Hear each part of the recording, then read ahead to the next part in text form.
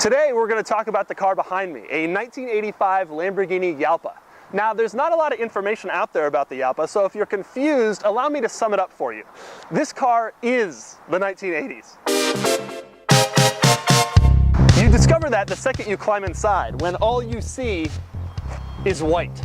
There are white door panels, for example, and white seats, a white center stack, center console, and parking brake boot. There's even a little white lid between the seats that you open to reveal a white storage compartment. But that's not my favorite 80s part of the interior. Oh no, that honor goes to the visor mirrors. When you're driving along, you can look at yourself like so, but then when you want to do a line of coke, visor mirror comes out. It's perfect! The sheer 80s-ness continues on the outside, where the car features a classic 80s wedge shape and a wide, low-slung, exotic look.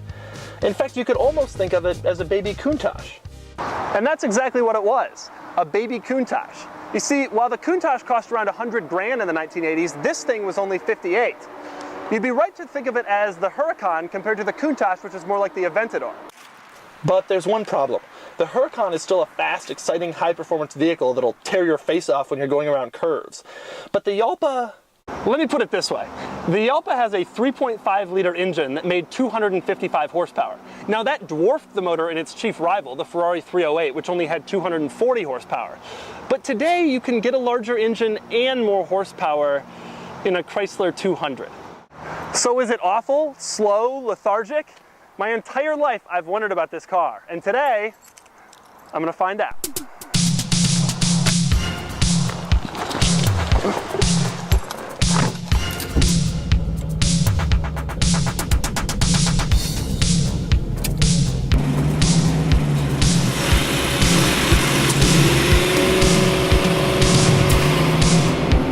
All right, driving Lamborghini Jalpa, one of only 411 built.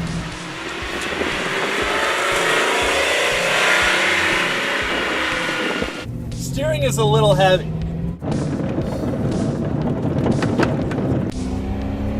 Oh, that sound is excellent. It's stunning. That's a 3.5-liter engine.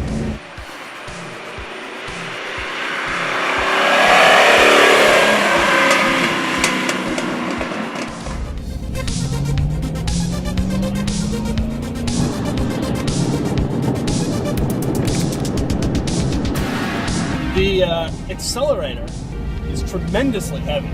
Not what I expected.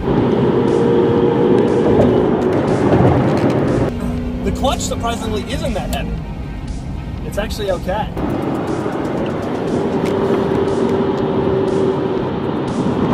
It sounds great. You would want to floor it all the time, but then you'd be worried that doing so, it would catch on fire.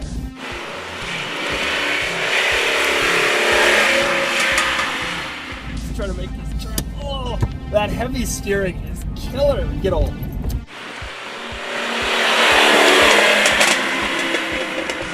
Oh, a Murano convertible. They all make mistakes.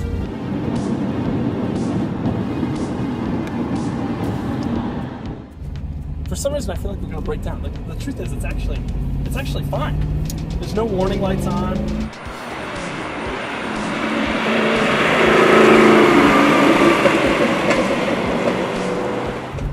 I need more arm muscles than this. I would be far more muscular if I owned a Jalpa.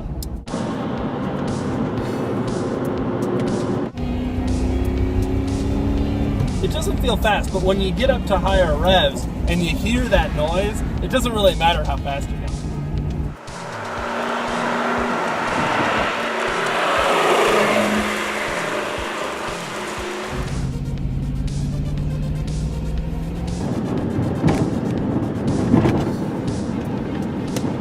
You would think that a car of this vintage, especially an old Jalpa, has been kind of tattered and crappy, but this is actually still a pretty good drive.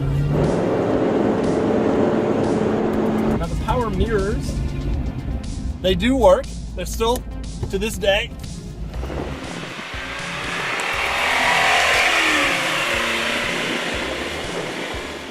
what a nice day to drive around the park and do a little arm exercise at the same time.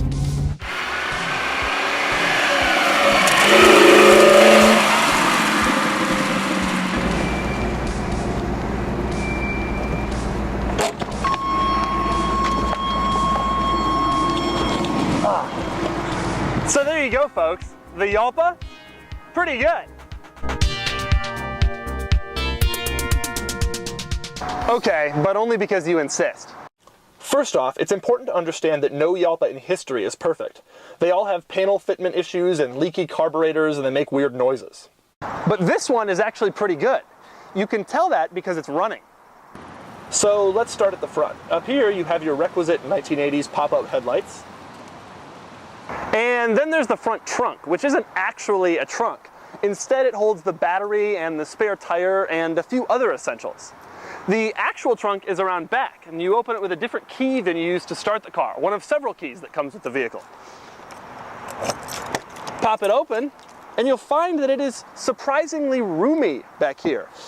Not that you'd want to ever put anything in this trunk, because, you know, Italian car, engine, trunk, it'll be incinerated. Inside, the interior is pretty bare bones, which is fairly common of exotics of the time period. For example, you have a bunch of right angles everywhere with a bunch of switches that probably don't work all that well. And a bunch of gauges that don't either, like this speedometer that's showing 30 even though the car is stopped. But we do have air conditioning. And supple leather seats. And you also have a horn that is operated from the turn signal lever. You also have power windows.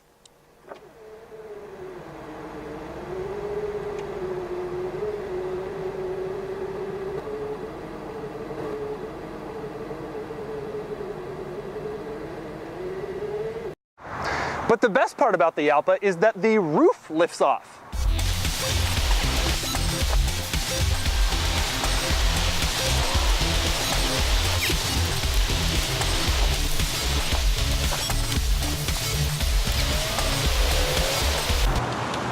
Okay, that worked. And it stows directly behind the seats.